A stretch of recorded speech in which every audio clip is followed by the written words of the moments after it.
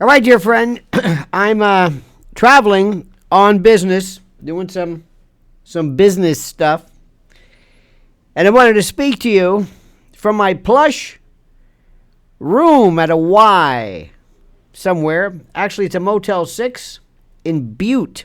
I'm not going to tell you where it is. Doesn't matter where it is. But I got to tell you first, before we even begin anything.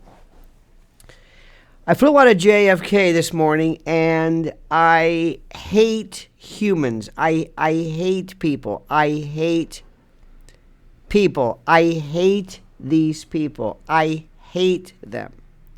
Hate people. Hate everybody. Slobs. People walking around in PJs, pajamas, jammies. Walking around talking on their phone. So anyway, this one guy was talking to. So anyway, that motherfucker. I mean, he's just talking. What? Standing in line for this Dunkin' Donuts. I'm getting coffee. That motherfucker. Oh my God! It's like he doesn't care. A girl. I can't tell age, 16, 15, I don't know what it was. She's basically her, Mila and John, they are hanging out, dressed like, with the eyelashes, that Cardi B look, and the morons, and then this fat pig slob, and I'm going to say it, this sloth, lumbering about with her dog because she had to have a service dog, and she's walking around like she doesn't care. And a guy who walked in, I don't even know how they did this. He basically, it looked like he had tent poles. I don't even know, like tent. And the top of like a preamp for like and a big bag. But dear God, I'm telling you,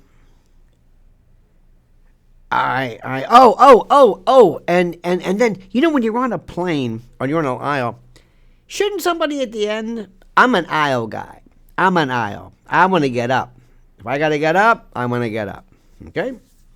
The idea of having to, if I have to, micturate, I got to get up.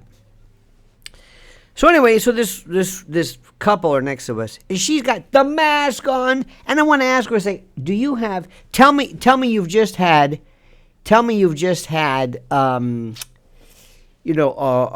transplant surgery. That's the only reason I can think why you're wearing a mask. For God's sakes, you're wearing a mask. Anyway, make a long story short. So she's at the end, with the window down, which kind of gives you a claustrophobic feeling.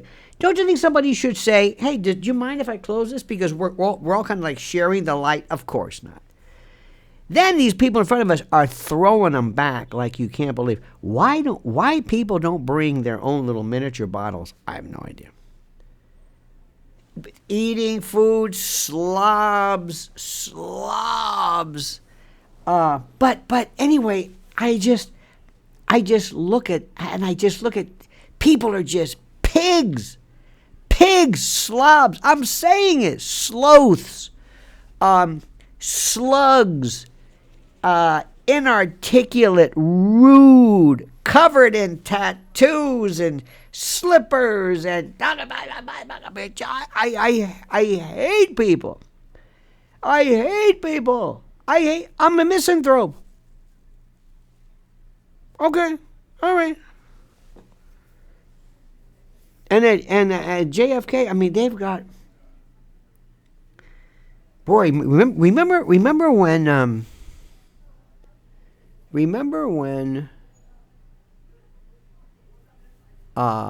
by the way, in my opinion, and I'm just saying this, the best airline, the best JetBlue. The best. One thing I got to tell you about this. You know how sometimes when you call up, we'll get to this Palestinian stuff in a moment, but I got to tell you this. You know how sometimes when you call up, and you get, I don't know what it is. Somebody told me it was Filipino. I don't know what it was, but it's a style like this. I am so sorry for your, it's like a bereavement, like a grief counselor. Yeah, I got a new credit card. I am so sorry for your inadvertent, catastrophic. Wait a minute, it's like this schmaltzy, over the top stuff. Anyway, make a long story short, I called up JetBlue, and I'm talking to almost like not an Oxford Don, but one of the most articulate, eloquent. And I said, excuse me, may I ask you, where are you from? And she kind of was like, And she says, South Africa. I said, you are the best. Is there a number? Can I, you know how they always say, would you avail yourself of a customer survey? And say, I don't want to do a customer survey. This is the time I wanted to do it. This is JetBlue. They're brilliant woman. She's so terrific. It was like it was a level of class and panache and posh. I loved it. Absolutely loved it. And then I had to call back for something else, something stupid. And I got another one. I said, may I ask you a question? Are you from South Africa? Yes. I said, even better. So South Africa, not this. Have you ever, there's a company I call every now and then, Best Tech Support. I don't know where it is. You hear dogs in the background. But they're the best. And I'm not going to do accents because people, I did an Indian accent one time. I have years ago there was this guy that when I was prosecuting, we became buddies, and he said when he was a robbery victim, and he said, I don't have change for that 20. I am very V's and W's are. Sometimes if you hear Weon, world is one out of Delhi, I'm weirdy. V's are vegetable, V's or whatever. But he said this word. He said, basket. They took the money from the basket, and I've got basket. And I said, excuse me. I love accents. Would you say that again? Basket. I said, whenever you do an imitation of somebody, like Boris Karloff used to be anti-pasta, So whenever I said, I always, if ever I want to do an Indian or Delhi, I want to do it, not because I'm a racist, it's not race, they're Caucasian, for God's sake. Anyway, but I want to I start off with that. So he and I became buddies, and I said, now do an American accent. He said, no. I said, come on, try it. Couldn't do it. I said, how come I can say basket and you can't do one thing? He did some good curse words. But I just love accents. And I love style. And I love this. Okay. Had to share that with you. Sorry, JetBlue. Hope you're probably on the best. The best. Period. End of discussion. Now, I got to tell you something. First, let me tell you something. I keep saying that. Let me tell you something. So let me tell you something. I am very much respectful of my brothers and sister podcasters and folks who do this kind of stuff. I really am. I can't say it enough.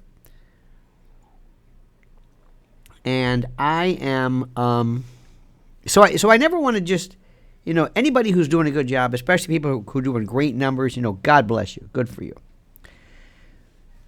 But there are some people who get on my nerves. And I understand they're doing a good job. Ben Shapiro obviously doesn't understand or thinks. And the reason why I don't listen to Ben Shapiro, but he's on that damn the YouTube, the shorts and the rotations and all this stuff. That's why you have to like this video, okay? Very, very important. Anyway, so I'm listening to Ben Shapiro, and he's okay. But he does this thing where he says, let me tell you something about Gaza. Israel abandoned Gaza, gave it to him in 2005. I said, I know that, Ben, stop it. Well, how come the Palestinians didn't build it up? They have got water. Every other country's got water. Don't quit bitching and moaning about the fact that you got no water. Say, Ben, please, Ben, for the love of God, Ben, try your best to maybe, I don't know, maybe Ben, you might want to try to come up with something new. Anyway, so that's what I wanted to tell you. This is a very, very, very wordy, a very complicated deal. Israel is screwing up. Nobody apparently is keeping track of how the Palestinians are doing, and nobody cares about Hamas. Nobody is saying anything about Hamas. Nobody. They're not even thinking about Hamas, okay? They don't even care about Hamas. Israel going in as we speak, I think, and leveling Gaza? Oh, no. But let me tell you something. The reason why I'm bringing this up. Ben Shapiro said, God, Ben, shut up. Please, just stop it. Wait, this over. It's like, I told you the other day, I'm listening to Fox News on this Sirius, on the transistor. And who was it? Steve Doocy says, well, in the kibbutz. What? When they attacked the kibbutz. You mean the kibbutz? He calls it kibbutz. Moron. Oh, dear God. Fox News died in I don't know when, 10 years ago? And they don't even know it. It's the same. Mike Johnson. Nobody cares about Mike Johnson. Stop it. Even Mike Johnson doesn't care about it. But let me tell you something. The big story. Why this is important.